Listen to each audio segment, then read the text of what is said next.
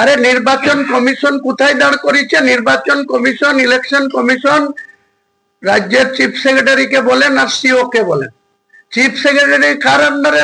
DM রা কার আন্ডারে? Chief সেক্রেটারির আন্ডারে।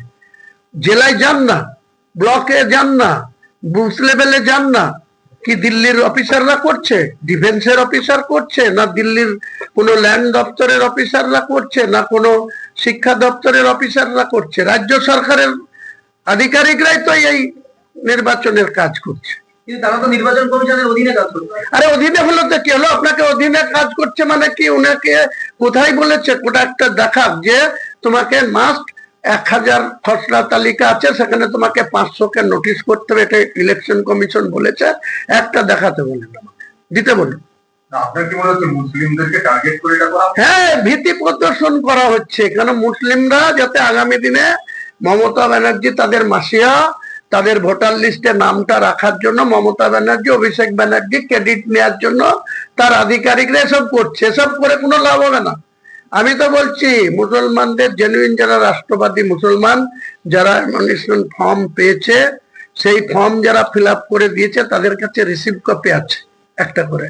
আমার বাড়িতে 4টে ভোটার, 4টে রিসিভ কপি আমার কাছে আছে।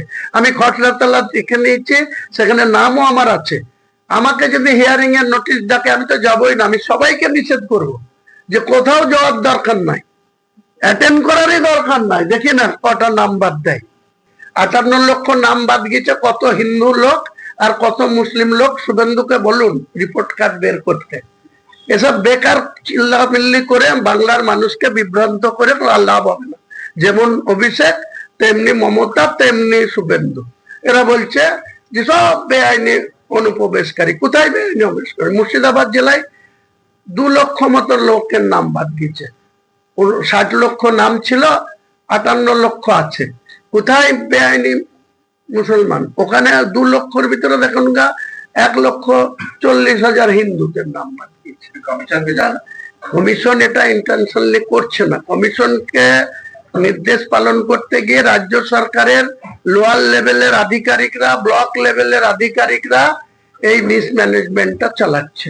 আমি তাদের অফিসে গিয়ে হামলা করব, তাদের অফিসে গিয়ে ঘেরাও করব, তাদেরকে সোজা করব। 58,20,000 বাদে সমস্ত নামের খসড়া তালিকা কোথাও পৌরসভায়, কোথাও পঞ্চায়েতে, কোথাও সরকারি বিভিন্ন দপ্তরের জায়গায় টাঙানো আছে। সেইটা অটোমেটিকলি জেনুইন ভোটার। এই 58,20,000 বাদ দিয়ে যে ভোটার, আর যেটা 18 বছর পুজবে যাদের 1/1/26-এ, তাদের যে নতুন ভাবে যে বার্থ সার্টিফিকেট দিয়ে যে ফর্ম ফিল আপ হবে, সেই সংখ্যাটা যা দাঁড়াবে সেটা 14 ফেব্রুয়ারি তালিকা প্রকাশ হয়ে যাবে।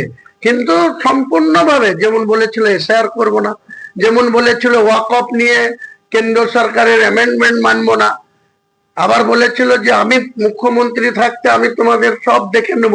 তারপরে আজকে কি করেছে? পিভি সেলিমকে রাতারাতি অর্ডার দিচ্ছে 7 দিনের সময় দিয়ে আলাদা একটা পোর্টাল চালু করে। এসব চালাকি দেখি ক্ষমতায় বসে। আরও আপডেট পেতে সাবস্ক্রাইব করুন বিডি নিউজ।